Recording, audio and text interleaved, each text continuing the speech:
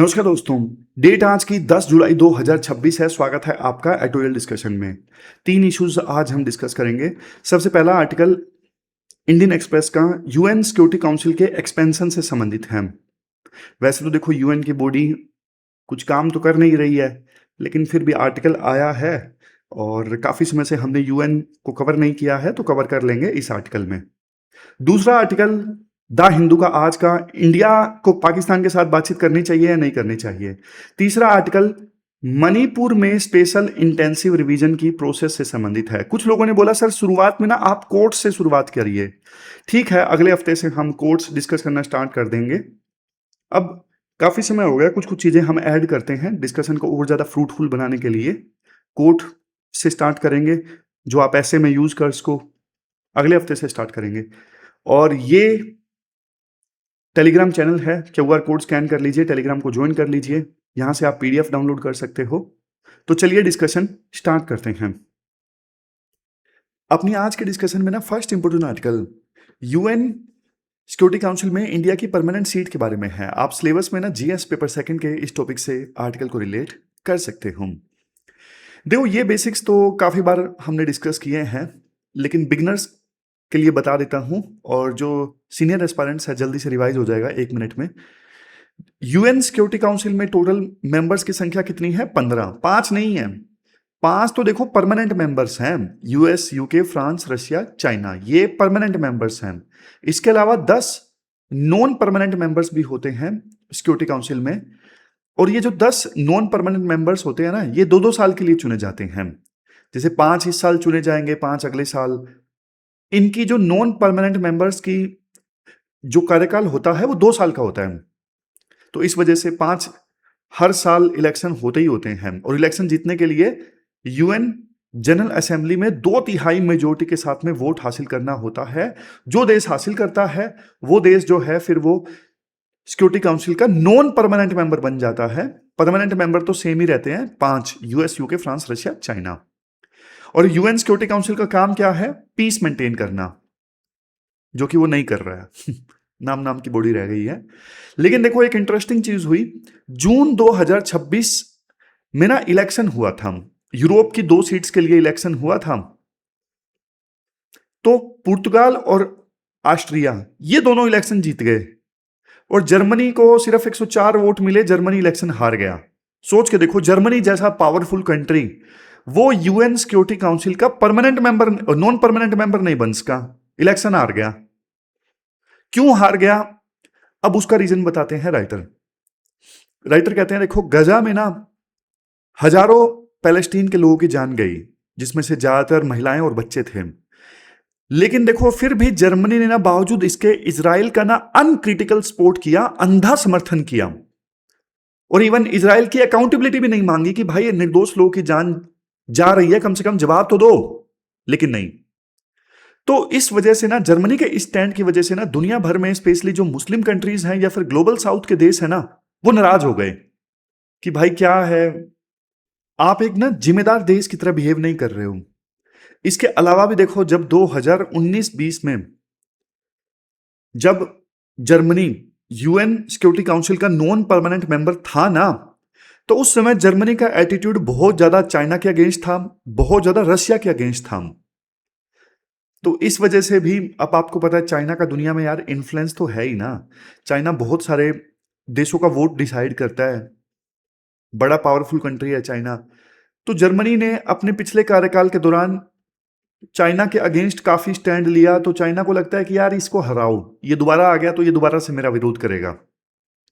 इसलिए देखो चाइना ने भी जोर लगाया कि किसी भी कीमत पे जर्मनी दोबारा सिक्योरिटी काउंसिल का नॉन परमानेंट मेंबर नहीं बनना चाहिए। अब राइटर एक बात बोलते हैं, देखो वैसे तो इंटरनेशनल रिलेशंस में मोरालिटी कुछ नहीं चलती, अपना फायदा देखा जाता है। बट आज के इस आर्टिकल में राइटर बोलते हैं कि देखो कम से कम दिखाने के लिए तो मोरालिटी जरूरी है, असल में आप कुछ भी कर रहे हो। तो मोरालिटी और रियल पॉलिटिक मतलब आप सिचुएशन के हिसाब से अपना नेशनल इंटरेस्ट देखते हुए पॉलिटिक्स कर रहे हो। तो दोनों चीजों के बीच में ना एक बैलेंस होना जरूरी है। कम से कम दिखाने के लिए तो आप मोरालिटी का नकाब ओढ़ लो ना। जर्मनी ने तो दिखाने के लिए भी मोरालिटी का नकाब नहीं ओढ़ा, ह्यूमन राइट्स को पूरी तरह से इग्नोर कर दिया। और इस वजह से ना जर्मनी ने अपना हाई मोरल ग्राउंड खो दिया, खास करके थर्ड वर्ल्ड कंट्रीज में, ग्लोबल साउथ के देशों में। इसके बाद फिर राइटर कनाडा का एग्जाम्पल देते हैं। राइटर कहते हैं 2020 में कनाडा के साथ भी ऐसा ही हुआ था। कनाडा का जो वोटिंग रिकॉर्ड था कंसिस्टेंटली प्रो इजराइल था।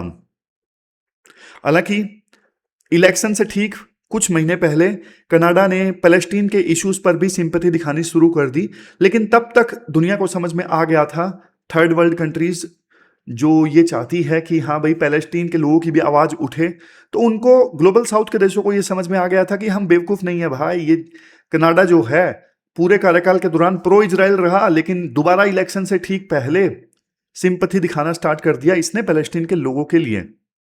तो इलेक्शन में कनाडा को सिर्फ 108 वोट मिले, जो 2/3 मेजोरिटी से काफी कम था। और एक अच्छी चीज, उसी समय इंडिया एक एशियन सीट के लिए अनअपोज्ड जीत गया था, बिना विरोध के जीत गया था जब कनाडा इलेक्शन हारा था। तो अब देखो इंडिया फिर से नॉन परमानेंट सीट के लिए इलेक्शन लड़ेगा जून 2027 में, और ये कार्यकाल होगा 2028 से लेकर 2029 वाला, 2 साल का। हमारा ओपोनेंट कौन होगा? तजाकिस्तान। लेकिन कुछ चैलेंजेस जो इंडिया को अभी से समझने चाहिए ताकि इंडिया अपनी हार अवॉइड कर सके। चैलेंज देखो, वेस्ट एशिया पॉलिसी। इंडिया को पूरी तरह से प्रो इजराइल जो स्टांस है वो अवॉइड करना होगा, क्योंकि इससे जो मुस्लिम कंट्रीज हैं नाराज हो सकती हैं, ग्लोबल साउथ के देश नाराज हो सकते हैं। सेम गलती जर्मनी और कनाडा ने की, लेकिन इंडिया को वो गलती नहीं करनी है। अब तो देखो ईरान का एंगल भी जुड़ गया है। जब स्ट्रेट ऑफ हॉर्मुज क्राइसिस हुए थे ना, अभी यूएस ने जब ईरान के ऊपर युद्ध किया, तो शुरू में तो इंडिया ने प्रो इजराइल प्रो यूएस से स्टैंड ले लिया था, लेकिन बाद में इंडिया ने अपनी गलती ठीक की, और अब तो खामेनेई के फिनरुल में इंडिया ने अपने जो मिनिस्टर वगैरह हैं उनको भी भेजा। लेकिन इसका कितना असर पड़ेगा देखने वाली बात होगी वोट के दौरान। और फिर देखो पाकिस्तान और टर्की इस रीजन के एक्टिव प्लेयर हैं। इनको यूएस की बैकिंग मिलती है, चाइना की बैकिंग मिलती है।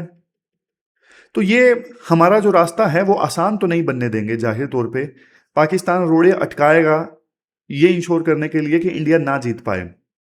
इंडिया की स्ट्रेंथ क्या है? इंडिया की स्ट्रेंथ भी काफ़ी है। हमारे गल्फ नेशंस के साथ में अच्छे रिश्ते हैं। ग्लोबल साउथ के लीडर के रूप में इंडिया की अपनी अलग से एक पहचान है। और 2020 में हमने जीत हासिल की थी निर्विरोध, किसी ने अपोज नहीं किया था। तो इंडिया के पास में एक अच्छी डिप्लोमेटिक कैपिटल तो है। ये सब इंडिया की स्ट्रेंथ है। फिर अब इसके बाद आती है कि बात कि देखो हम इतने सालों से नॉन परमानेंट सीट के लिए तो लड़ रहे हैं, लेकिन परमानेंट सीट का भी तो एक्सपेंशन होना चाहिए ना। इंडिया जैसा देश तो हकदार है कि परमानेंट सीट उसे मिलनी चाहिए। तो G4 एक ग्रुप है, इंडिया, जर्मनी, जापान और ब्राजील। ये वो ग्रुप है देखो जो लगातार मांग कर रहे हैं, जो बोलते हैं कि हम हकदार हैं, हमें भी परमानेंट सीट मिलनी चाहिए सिक्योरिटी काउंसिल में। तो इन्होंने आपस में मिलकर एक ग्रुप बना लिया G4। प्रॉब्लम यह है कि G4 कंट्रीज जो अपने आप को हकदार मानते हैं, अपने अपने रीजन में एक मेजर कंट्री इनका विरोध कर रहा है। जैसे इंडिया का पड़ोसी देश पाकिस्तान अपने रीजन में विरोध कर रहा है कि इंडिया को परमानेंट सीट नहीं मिलनी चाहिए। ब्राजील का विरोध किया जा रहा है मैक्सिको के द्वारा, जर्मनी का विरोध किया जा रहा है इटली के द्वारा, जापान का विरोध किया जा रहा है रिपब्लिक ऑफ कोरिया के द्वारा। तो ये जो विरोध वाले देश है ना, इन्होंने भी G4 ग्रुप के अगेंस्ट अपना ग्रुप बना लिया है, जिसका नाम है कॉफी क्लब या फिर uniting for consensus group. Uniting for consensus group. और चाइना और रशिया का रोल अगर देखें तो भाई ये दोनों देश ऐसे देश हैं जो लगातार विरोध करते हैं कि परमानेंट सीट्स का एक्सपेंशन नहीं होना चाहिए। अभी जिन देशों के पास में परमानेंट सीट है बस उन्हीं के पास में रहें। और जर्मनी और जापान, इनको अभी भी कई बार हिस्टोरिकल बैगेज के साथ में देखा जाता है, क्योंकि सेकेंड वर्ल्ड वॉर में इन दोनों देशों ने भारी तबाही मचाई थी। तो अभी भी इनको उसी चश्मे से देखा जाता है, इसलिए ये भी एक चीज इनके खिलाफ जाती है कि इनको परमानेंट सीट ना दी जाए। और इंडिया की जो G4 मेंबरशिप है, अब यहां पे एक पॉइंट जानते हो क्या आता है? G4 ग्रुप में आने से बल्कि इंडिया को नुकसान होता है। नुकसान कैसे होता है मैं आपको आसान भाषा में बताता हूं। जैसे देखो चाइना है, चाइना और जापान की जो दुश्मनी है ना, वो बहुत ज़्यादा हिस्टोरिकल दुश्मनी है, मतलब इमोशनल दुश्मनी है। चाइना वालों को लगता है कि जापान ने पास्ट में हमारे ऊपर बहुत अत्याचार किया, लेकिन इंडिया और चाइना की जो दुश्मनी है ना, वो दुश्मनी सिर्फ बॉर्डर को लेके है, अदरवाइज हमारी सिविलाइजेशन वाली दुश्मनी नहीं है, इमोशनल वाली दुश्मनी नहीं है, बॉर्डर को लेके दुश्मनी है। और तो चाइना एक पल के लिए देखो इंडिया को लेके तो राजी हो जाए, लेकिन जापान के साथ उसकी दुश्मनी बहुत जबरदस्त खतरनाक वाली है, तो वो इसके लिए कभी राजी नहीं होगा जापान को परमानेंट सीट मिले। और देखो चाइना को पता है जापान भाई ज्यादा खतरनाक है इंडिया से, तो ये राइटर का व्यू है कि G4 में रहने से बल्कि इंडिया को ज्यादा नुकसान हो रहा है। तो ये गले की फांस बन गया है ये G4 वाला ग्रुप, क्योंकि अकेला इंडिया मांगने जाएगा तो इंडिया को लेके उतना विरोध नहीं है, लेकिन G4 में अगर इंडिया आता है तो अलग अलग देशों का विरोध भी साथ जुड़ जाता है। जापान का विरोध, जर्मनी का विरोध, वो भी साथ जुड़ जाता है, क्योंकि रशिया नहीं चाहेगा जर्मनी को परमानेंट सीट मिले। आप बोलोगे सर फिर इंडिया अकेला क्यों नहीं मांगता, अकेला इंडिया की बात सुनेगा कौन, सीधी सी बात है। तो ये तो डायलेमा है। फिर इंडिया का जो ट्रेडिशनल वोट बैंक है वो ग्लोबल साउथ है। इंडिया ने पास्ट में जो इलेक्शंस जीते हैं ना, वो स्ट्रॉन्ग ग्लोबल साउथ की सपोर्ट के साथ जीते हैं। जैसे इवन 2017 में इलेक्शन हुआ था हमारे जस्टिस दलवीर भंडारी का, जो इंटरनेशनल कोर्ट ऑफ जस्टिस में चुने गए थे। उस समय इवन P5 कंट्रीज ने विरोध किया, फिर भी इंडिया इलेक्शन जीत गया, क्योंकि इंडिया के पास में ग्लोबल साउथ का सपोर्ट था। और ग्लोबल साउथ में क्या है, इंटरनल कॉन्ट्राडिक्शंस हैं। कॉन्ट्राडिक्शन क्या है? कॉन्ट्राडिक्शन ये है कि जैसे अफ्रीका है, अफ्रीका कहता है कि मुझे हमारे कॉन्टिनेंट को 2 परमानेंट सीट चाहिए यूएन में, सिक्योरिटी काउंसिल में, लेकिन नाइजीरिया, साउथ अफ्रीका, इजिप्ट सारे कहते हैं कि हम अफ्रीका को रिप्रेजेंट करते हैं, तो हमें मिलनी चाहिए परमानेंट सीट। अरब वर्ल्ड कहता है कि हमारे लिए एक डेडिकेटेड सीट होनी चाहिए यूएन सिक्योरिटी काउंसिल में।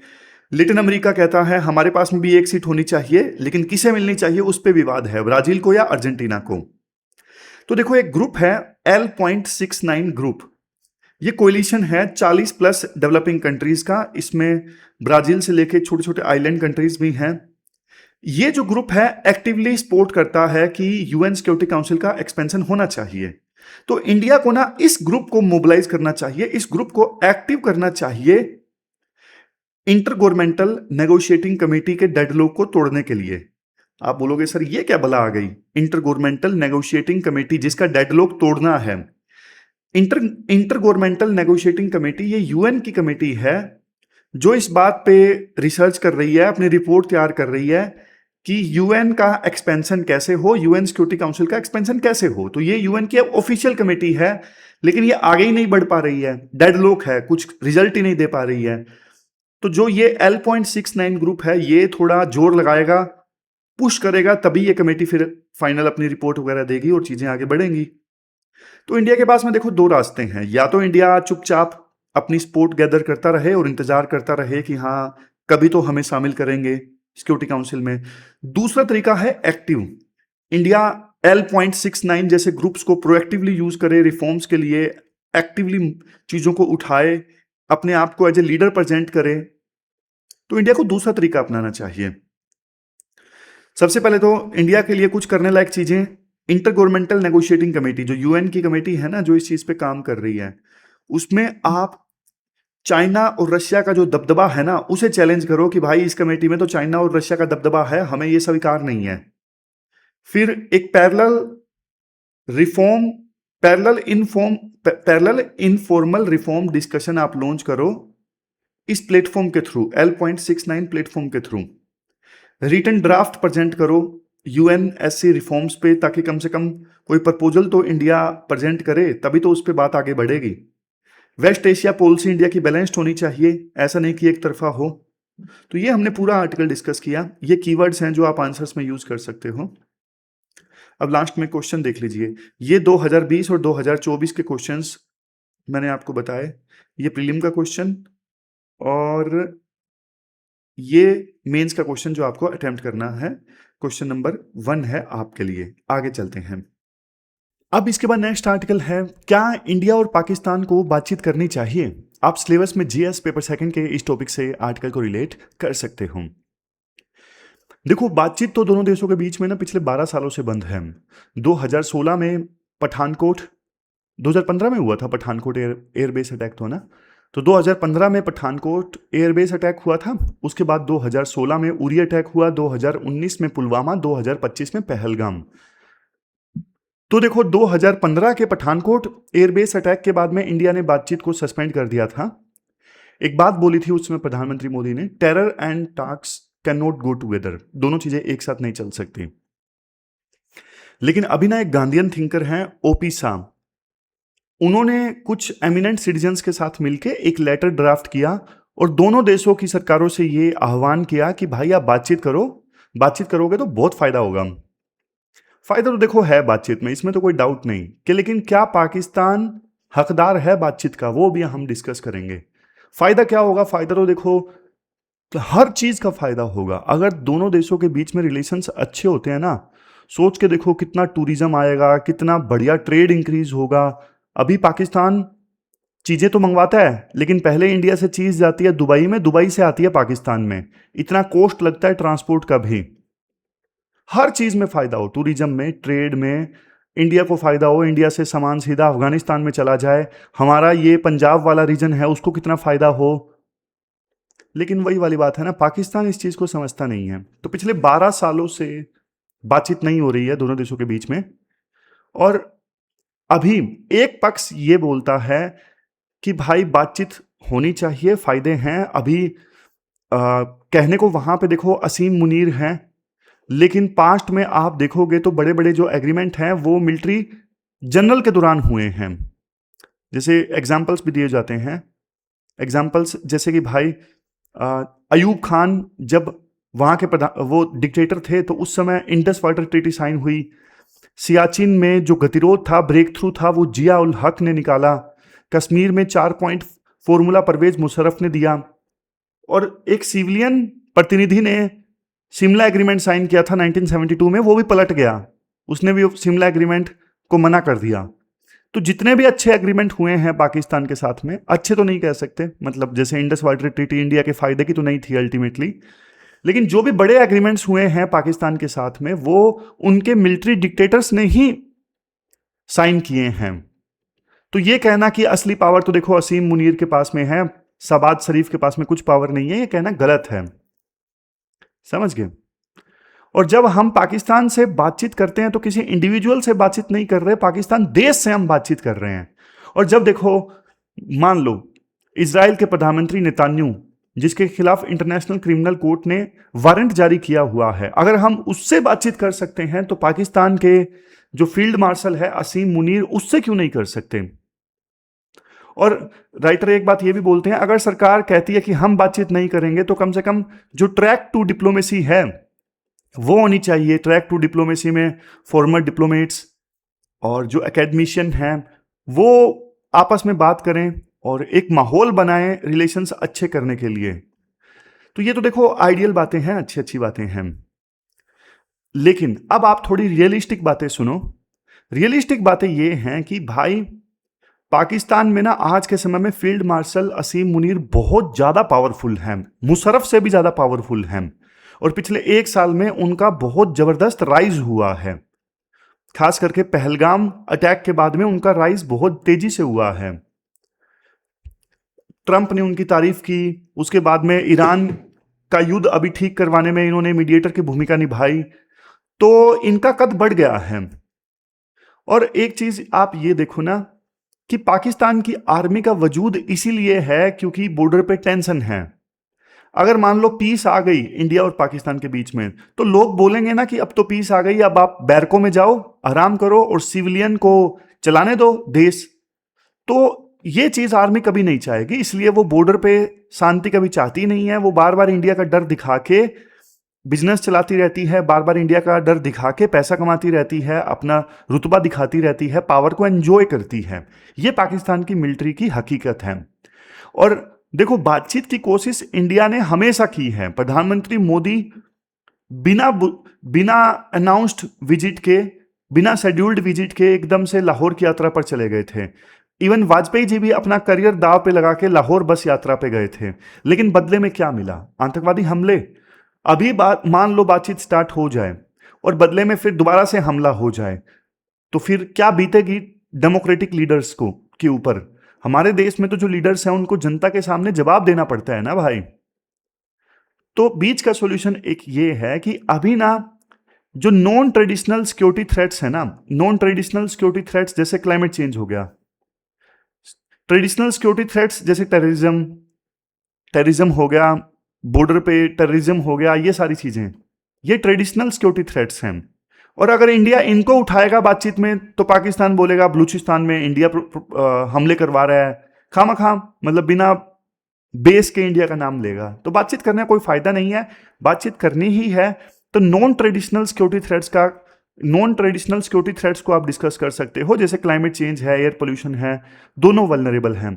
वाटर और इन्वायरमेंटल क्राइसिस है, दोनों वल्नरेबल है।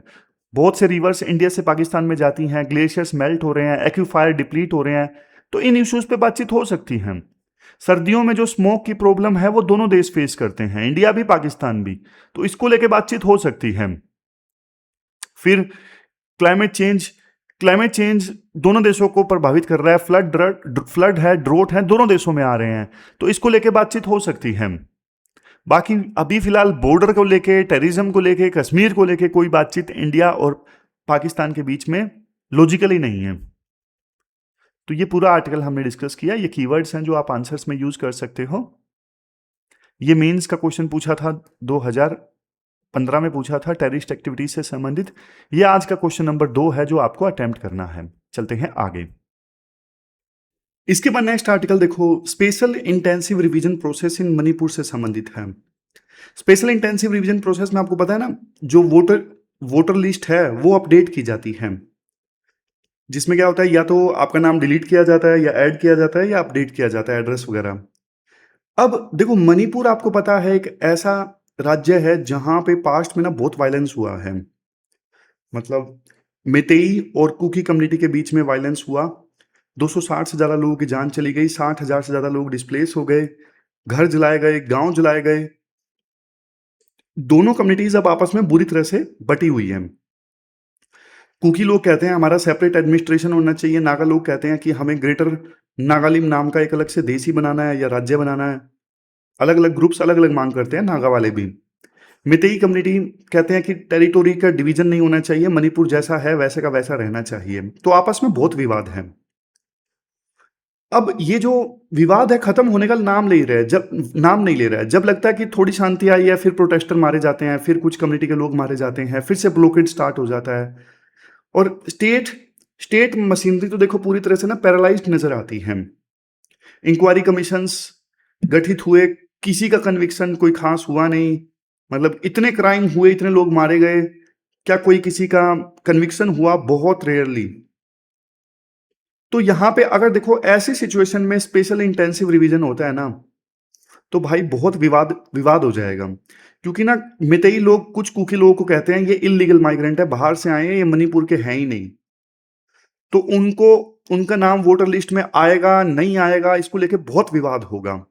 और जो 50,000 कुकी लोग डिस्प्लेस हो गए, उनके वोट कैसे आप वेरीफाई करोगे?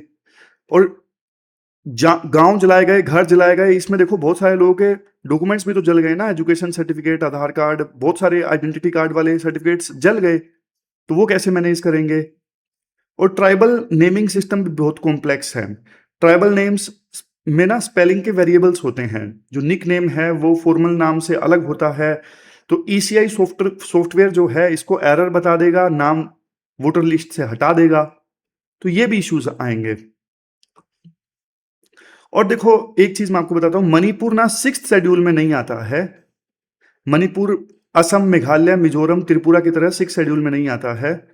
और मणिपुर में कहने को हिल एरिया कमेटी है, लेकिन उनके पास में उतनी पावर्स नहीं होती। तो इस वजह से वहां के मणिपुर के जो ट्राइबल वोटर्स हैं ना, वो हाईली वल्नरेबल हैं कि गलती से उनका नाम इलेक्टोरल लिस्ट से ना निकाल दिया जाए। सुप्रीम कोर्ट ने इस स्पेशल इंटेंसिव रिवीजन प्रोसेस को तो अपहेल्ड किया, अब तो ये चलेगी ही। लेकिन देखो ईसीआई के ऊपर यानी इलेक्शन कमीशन ऑफ इंडिया के ऊपर एक बहुत बड़ी रिस्पॉन्सिबिलिटी आती है कि भाई ये इंश्योर किया जाए कि पूरी जो प्रोसेस है वो अच्छे से चले, फेयर ढंग से चले। तो इलेक्शन कमीशन ऑफ इंडिया को ये इंप्रूव करना होगा कि पूरी जो सर प्रोसेस चले मणिपुर में ट्रांसपेरेंटली चले। ऐसा ना हो कि ऑफिसर बायस्ड रहे इस पूरी प्रोसेस में, मितेई कम्युनिटी के बायस्ड रहे और कुकिंग कम्युनिटी के लोगों के नाम निकाल दिया जाए, नहीं। और जो 60,000 लोग डिस्प्लेस्ड हुए हैं उनके लिए स्पेशल कैंप लगने चाहिए कि भाई आप अपने डिटेल्स को अपडेट करवा सको, उनके लिए स्पेशल प्रोविजन होने चाहिए। और आधार कार्ड के अलावा भी आप दूसरे जो अल्टरनेटिव आइडेंटिटी प्रूफ हैं उनको एक्सेप्ट करो, जैसे स्कूल के रिकॉर्ड हैं, कम्युनिटी सर्टिफिकेट हैं। विलेज चीफ और ट्रेडिशनल कम्युनिटी हेड को इन्वॉल्व किया जाए वेरिफिकेशन प्रोसेस में, क्योंकि देखो वहां पे ना जैसे ट्राइबल्स हैं, ट्राइबल्स के हेड को एक एक बंदे का नाम पता होता है कि कौन कहाँ पे रहता है, परिवार पूर्वजों तक का पता होता है, तो उनको इन्वॉल्व किया जाए वेरिफिकेशन प्रोसेस में। फिर नेक्स्ट, गवर्नमेंट ऑफ इंडिया के लिए राइटर कहते हैं कि ह्यूमैनिटेरियन क्राइसिस को देखते हुए प्रोसेस चलनी चाहिए और जो डिस्प्लेस्ड फैमिलीज हैं उनको डॉक्यूमेंटेशन की एक्सेस होनी चाहिए, उनके लिए स्पेशल कैंप्स लगने चाहिए। Fast track inquiry commission report जल्दी से जल्दी आए और जिन्होंने भी क्राइम किए मणिपुर में उनको सजा मिलनी चाहिए। देखो सिटीजन्स को आप ना स्टेटलेस नहीं कर सकते एडमिनिस्ट्रेटिव फेलियर्स के कारण। एडमिनिस्ट्रेशन की गलती की वजह से आप किसी को स्टेटलेस नहीं कर सकते।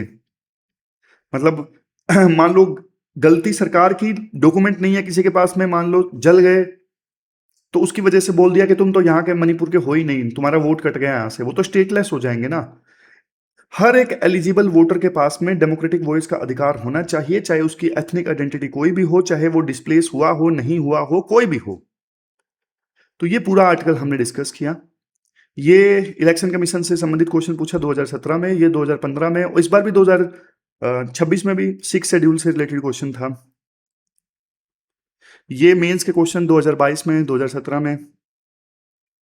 ये कीवर्ड्स जो आप आंसर्स में यूज कर सकते हो, और ये तीसरा क्वेश्चन है जो आपको अटेम्प्ट करना है। तो ये थी हमारी आज की डिस्कशन। कल मिलते हैं फिर से एक नई डिस्कशन के साथ। तब तक आप अपना ध्यान रखिए, अच्छे से पढ़िए। Thank you very much for discussion.